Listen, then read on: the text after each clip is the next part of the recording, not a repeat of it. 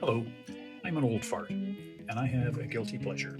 I like knives. I'm not an expert or an official representative of anything or anyone in any way, blah, blah, blah, blah. I just like knives. And I've been leading you on a tour through some of the more interesting pieces in my collection of small folding pocket knives. Today we'll continue that by looking at this little beauty.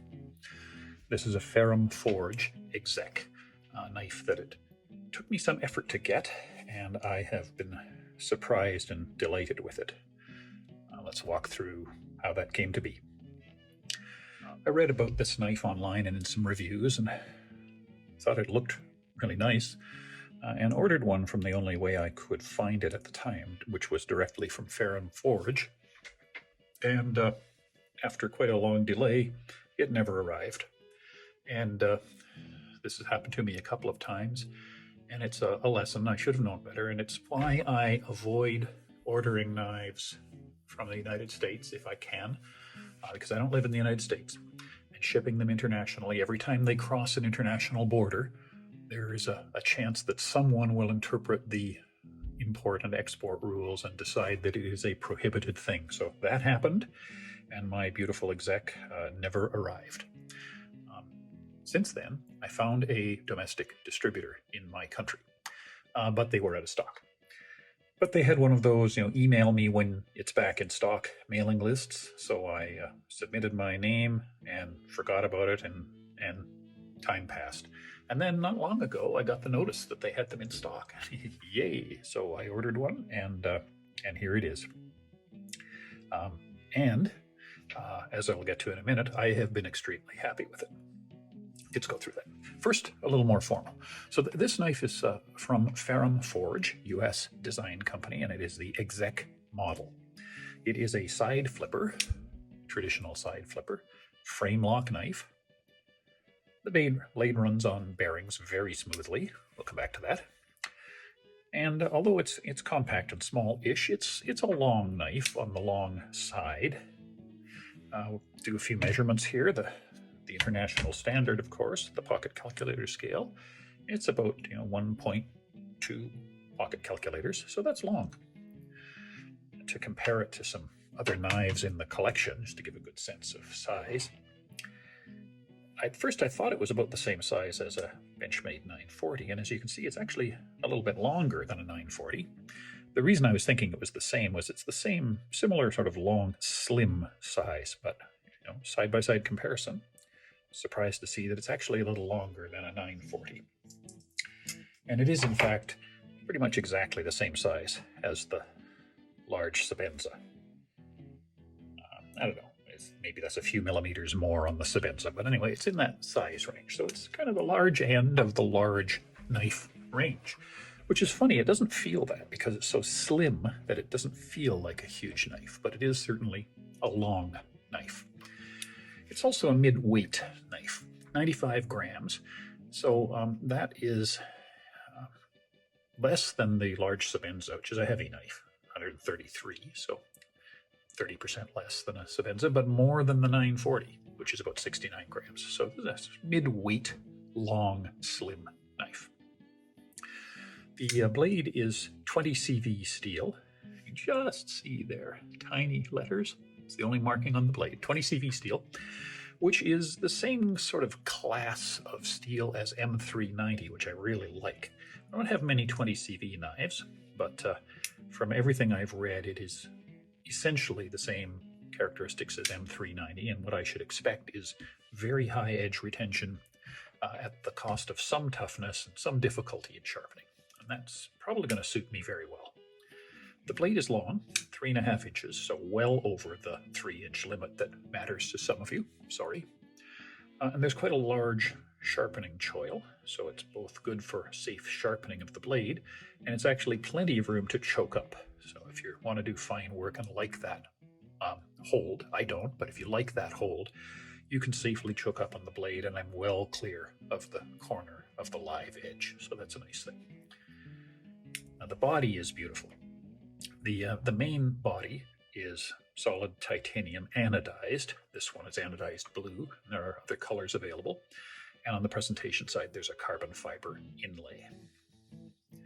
On this side, the clip is milled titanium anodized the same color. It's a small clip, but quite an elegant looking little thing. Canted, which I like on a frame lock knife, so it's not resting on the lock bar, so it's not pressing on the lock bar. And it is a shallow carry clip, and quite shallow. That much of the knife is sticking out of your pocket. I prefer deep carry clips when they fit the design of the knife nicely. I haven't tried to find one for this knife and probably won't. It just suits the design so well that I'll leave it alone. And there's no lanyard hole. Is it an ambidextrous knife? I would say no, not really. No, as a flipper, of course, you can open it with your left hand. And I think probably even clumsy me, yes, can do that. So you can certainly open it left-handed. But by any other measure, no, it's not ambidextrous. Frame lock, all the mechanism is on one side. You really need to use your thumb to unlock it. That would be awkward with the left hand. And it definitely has a clear presentation side. In fact, no pun intended, it has a clear presentation side. The way this knife is designed, there is nothing on the presentation side. The carbon fiber inlay and the pivot pin with the Ferrum Forge logo on it, and that's it. There aren't any screws on the presentation side. Everything bolts through from this way. So a very clean, clear presentation side. But in any case then, by any means, not an ambidextrous knife. They're manufactured in China. I'm not sure where. I think I read somewhere that they're manufactured by We Knives. That may be true. I'm not sure. It is certainly one of the high-end manufacturers because the fit and finish on it is absolutely superb. So that's the basic description. What do I like? Well, let me start with this. You know, first impressions are important, and sometimes you make or get a strong first impression. And I'll tell you, when I took this out of the box, I had a strong first impression. I took it out of the box. You know, what do you do? Well, make sure there's no loose parts. Flipped it open, and boy, on that first flip, I think I actually said, holy shit, out loud, because what an action. What an action. Almost effortless flip, just enough detent. Beautiful, smooth, click, satisfying clunk, solid lock, and then unlocking it. Look at that drop. Drops shut effortlessly. Just my first impression was, wow. The action on this thing is absolutely fantastic. And it's only gone uphill. I see I have a smudge there. Oh my God, there we are. It's only gone up from there. Other things I like. Well, I do like the anodized titanium. It's quite neat. I didn't know much about this and looked into it. So here's a lesson from an amateur who is in no way qualified to lecture on this topic. I have anodized aluminum. When you anodize aluminum, what you're actually doing, the anodizing process, actually leaves the aluminum sort of a natural buff color. And what it does is render the surface permeable so that you can dye it. And the color you see on so-called anodized aluminum is actually a dye. Not so with titanium. With titanium, the actual chemical reaction that is going on while you are running the current causes the color. And the color is a function, according to what I've read, of the voltage and the amount of time used. So anodizing titanium is actually coloring the metal. It is not a dye embedded in the surface of the metal, which has a couple of interesting properties. One is it doesn't scrape off very easily. And the other is, you can still see the metal there. There we are. You can still see the little snail trails, the patina of the metal. It just is colored. So it's going to develop that, light patina, snail trails of use that a raw titanium knife gets, and just happens to be blue. And I think that's really nice. The other interesting thing, I have some other blue anodized titanium knives. Actually, I'm going to go and get one. Here's one. This is the Lion Steel Thrill. Also anodized titanium, quite a different shade. Now, I don't know what makes the shade different. Is it a different voltage? Is it a different amount of time? I like them both. This one sort of looks like it has been colored blue, where this one looks like it just, happens to be blue. I think the color looks more natural to me. And anyway, I really like it. I like the carbon fiber inlay. It fits well. Not a perfect fit. Some hairlines around it, but it's probably as good as you can get. And with this this style of carbon fiber, I don't know what the right term for it is, but it has this woven look. Here, I'll bring a light over. And I love that. There we are, that woven effect on carbon fiber. It gives it a three-dimensional effect. I think it's just a refraction property, not that there actually is a depth in the material there, but it looks like it has depth. Looks like I'm looking down into a weave. And anyway, I think it's a beautiful appearance, and it's a nice feeling in the hand. So I like the appearance of the knife. I like that the presentation side is completely clean. And on the pivot, you have to look to even see it. The Ferrum Forge logo, there we are, the stylized F on the pivot is very cute. Very minimal advertising on the knife. There's only two things written on it that I can find. The F there, which is the Ferrum Forge pivot. And where is it? In the blade, in tiny, tiny writing, there we are, 20 CV steel marking. So I like that. I like minimalist writing on knives and on blades, understated. The flipper tab is interesting. I'm sure somebody will say that it's pointy and it's a pocket pecker, to use that term that I get a big kick out of. I don't find that. I find it sort of just about right. It is a little pointy, I agree, but it doesn't stick out so far that I've ever had a problem with it gouging my leg. It's not uncomfortable. It is quite heavily jimped on the top, and so it works really well as a flipper. And then once the blade is open, it serves quite nicely as a finger guard, both stopping me from sliding up on the blade by accident. And when you begin the drop shut operation, the finger guard, or the flipper tab, which is now a finger guard, is the first thing that contacts your thumb, and it's sort of way early. Stops the blade in plenty of time to get out of the way and shake shut. So I think it's a very functionable flipper tab. Serves as a safety as well, and just really like that.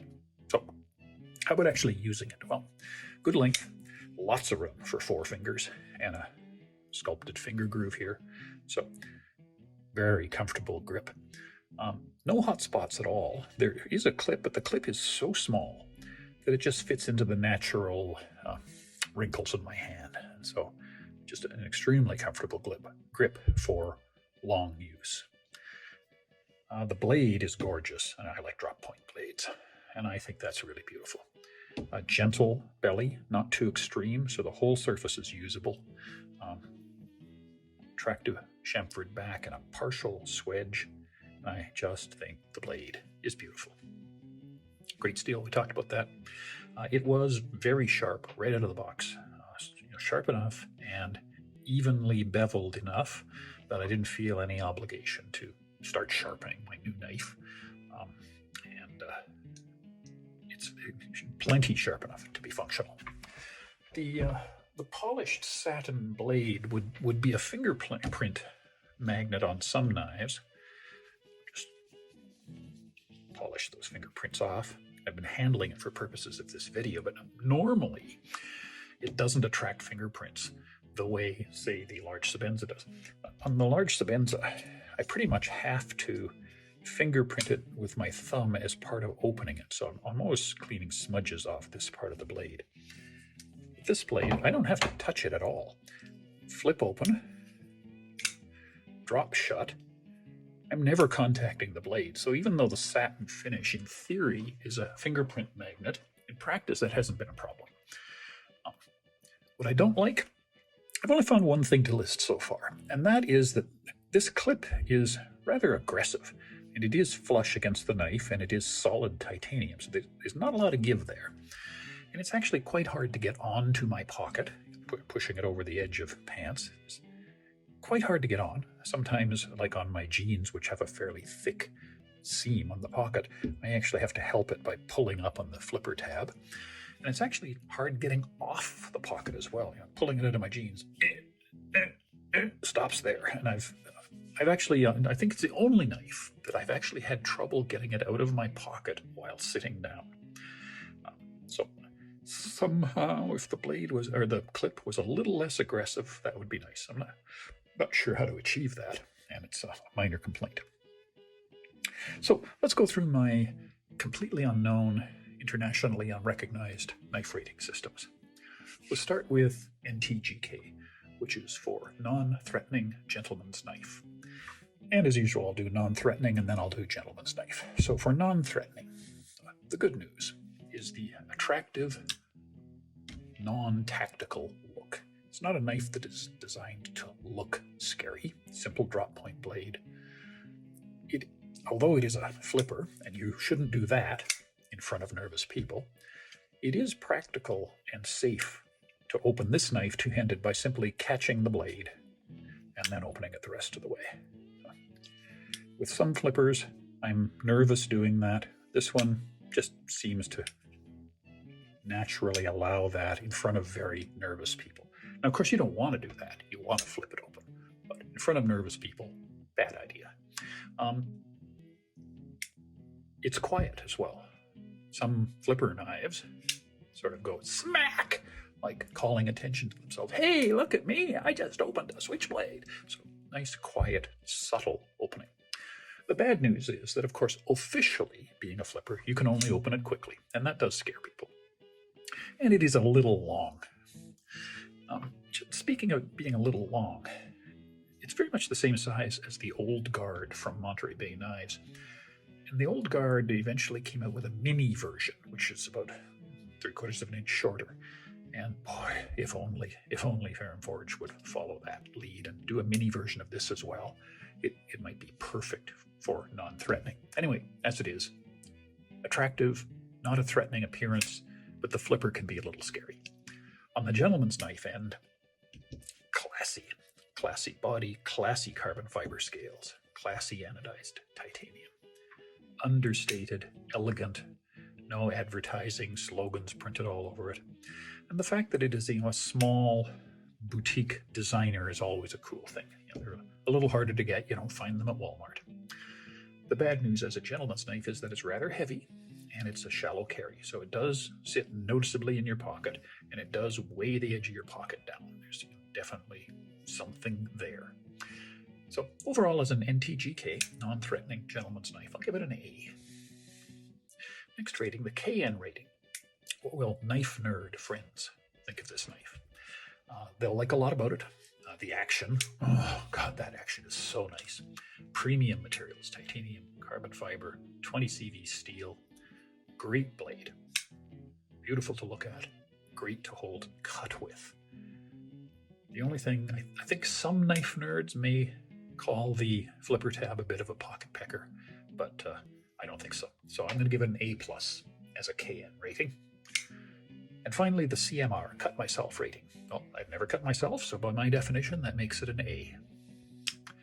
So, in summary, this is a knife that I was very impressed with from the moment I took it out of the box, and that hasn't changed. Great blade, premium materials, beautiful appearance, but more than all that, one of the nicest actions of any knife I have. Just, oh, well, I never get, not just the opening, but the closing too. That is just wonderful. I love this knife. I'd also buy a smaller one in a heartbeat. So, Ferrum Forge, if you're listening, and no, of course you're not listening. But if you were listening, boy, would I love to see this in about a 2.9-inch blade size. I'd line up for one of those too. Anyway, as it is, beautiful, beautiful. Gentleman's carry. Like it very much. Thanks for watching. See you again.